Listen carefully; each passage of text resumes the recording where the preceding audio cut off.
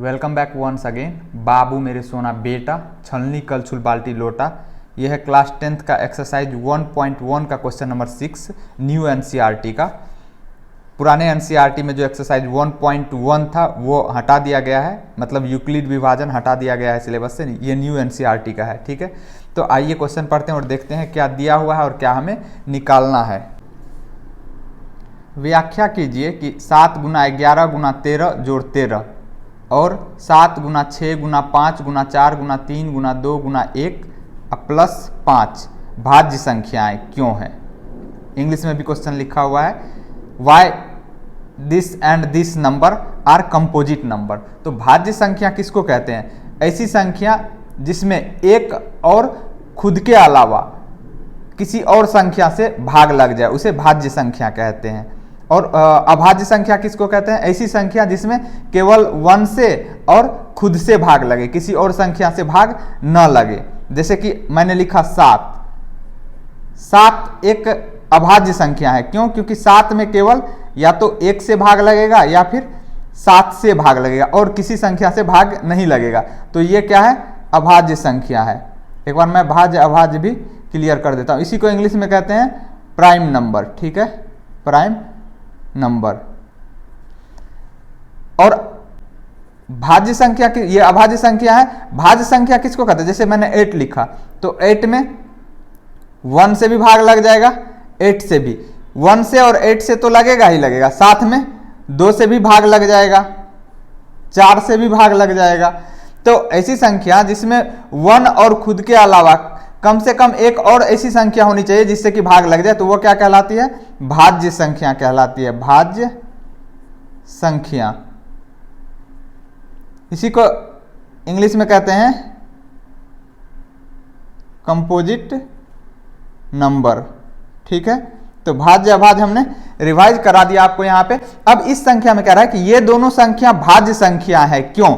तो अब पहला संख्या क्या है उसको लिखिए, 7 गुना 11 गुना 13 जोड़ 13। अब इस संख्या को देखिए, इसमें कितने टर्म है? एक टर्म तो ये है, दूसरा टर्म ये है। इस मैथमेटिकल एक्सप्रेशन में एक टर्म ये है, दूसरा टर्म ये है। टर्म कैसे पहचानते हैं? अब कोई कहेगा 7 भी तो एक टर्म है, 11 भी तो नहीं, ये टोटल एक टर्म है। अगर मल्टीप्लाई या डिवाइड साइन लगा हुआ है तो ये टोटल एक टर्म होगा। प्लस या माइनस साइन से अगर सेपरेट है तब हम टर्म मानेंगे। पहला टर्म ये होगा, इसमें ये मल्टीप्लाई वाला जो है ये टोटल मिला के एक टर्म होगा। प्लस साइन से ये सेपरेट है तो ये दूसरा टर्म होगा। अब इन दोनों टर्म में देखिए 13 यहां भी है, 13 यहां भी है, 13 कॉमन है ना। तो 13 अगर हम कॉमन है ले लेते हैं दोनों में से तो क्या बचेगा? 13 कॉमन ले लिया, मतलब उभयनिष्ठ है दोनों में। तो यहां पे क्या बच जाएगा अंदर में? 7 गुना 11 और 13 तो हमने बाहर निकाल लिया, तो 13 से इसमें डिवाइड करेंगे तो क्या बचेगा? 13 1 13 एक बार में यहां लगेगा तो गुना 1। अब प्लस इस वाले टर्म में भी 13 बाहर निकालेंगे, मतलब 13 से भागा लगाएंगे तो कितने बार में लगेगा? 13 1 13 एक बार में। अब इसको सिंप्लीफाई करेंगे तो कितना हो जाएगा? 13 गुना 11 7 77। 77 को 1 से गुना करेंगे 77 ही होगा, 77 में 1 जोड़ेंगे तो 78। तो यहाँ पे अगर दिक्कत हो रही तो आप लिख सकते हैं 77 जोड़ 1 बराबर 13 गुना 78। अब देखिए इस संख्या को हमने दो अलग अलग संख्या के प्रोडक्ट के रूप में लिखा है। इसका मतलब ये संख्या जो है 13 से भी डिविजिबल है और 78 से भी डिविजिबल है। अगर कोई संख्या 1 और खुद के अलावा किसी दूसरे संख्या से डिविजिबल हो तो वो क्या कहलाता है? भाज्य संख्या कहलाता है।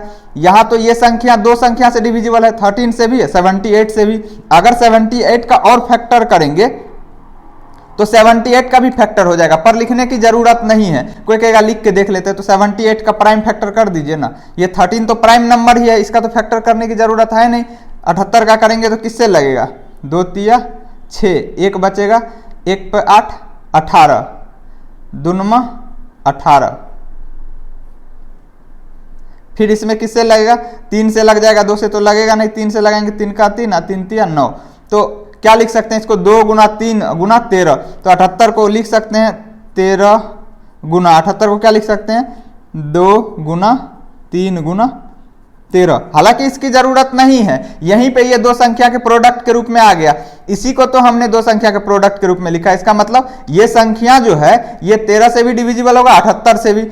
अगर कोई संख्या अपने आप से और 1 से, इन दोनों के अलावा किसी और संख्या से डिविजिबल होता है तो वो भाज्य संख्या कहलाता है। यहां पे जब हमने इसका फैक्टर किया तो 13 से भी ये संख्या डिविजिबल होगा, 2 से भी डिविजिबल होगा, 3 से भी डिविजिबल होगा, 13 से भी डिविजिबल होगा। ये इसी को तो हमने सिंप्लीफाई करके ये इस फॉर्म में लिखा है, अभाज्य गुणनखंड के फॉर्म में। अब यहां पे लिख देंगे दी हुई संख्या 7 गुना 11 गुना 13 जोड़ 13 का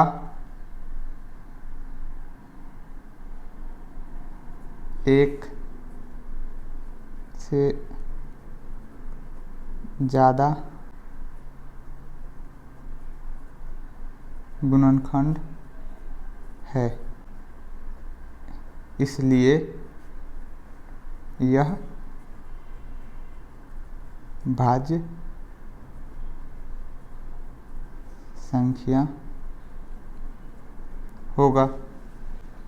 उसी तरीके से दूसरा वाला क्या संख्या दिया हुआ है, 7 गुना 6 गुना 5 गुना 4 गुना 3 गुना 2 गुना 1 जोड़ 5। अब इस संख्या में देखिए, इस संख्या में 5 यहां भी, इसमें भी दो टर्म है, पहला टर्म ये और दूसरा टर्म ये। टर्म कैसे हम पहचानेंगे कितने टर्म है, प्लस या माइनस से सेपरेट होना चाहिए, मल्टीप्लाई या डिवाइड से नहीं। ये सभी तो मल्टीप्लाई में है ना, तो ये एक टर्म हो गया, दूसरा टर्म ये।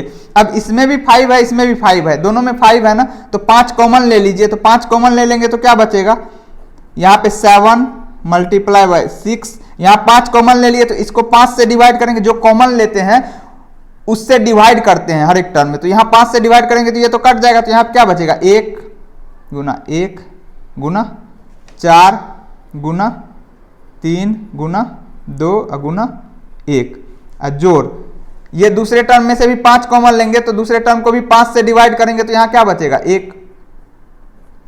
अब इसको सिंप्लीफाई करेंगे तो यहाँ 5 और यहाँ पे क्या हो जाएगा, अब इस सब को गुना करेंगे तो कितना आ जाएगा 1008। आप गुना करके देखिएगा 1008, ये प्लस में 1 है, +1 तो कितना हो जाएगा 5 गुना 1009, 1008 में 1 जोड़ेंगे तो 1009। अब इस संख्या को भी हमने दो अलग अलग संख्या के प्रोडक्ट के रूप में लिखा। इनमें से कोई भी 1 या फिर वह संख्या खुद नहीं है, दो अलग अलग संख्या है, तो इसका मतलब ये भी एक भाज्य संख्या होगा।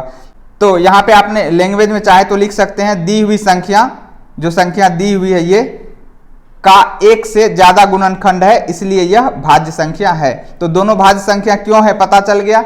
उम्मीद करता हूं आपको सॉल्यूशन समझ में आया होगा। अगर आप चैनल पर नए हैं तो चैनल को सब्सक्राइब करके बेल आइकन को दबा दीजिए ताकि नए वीडियो का नोटिफिकेशन आपके मोबाइल तक पहुंच पाए।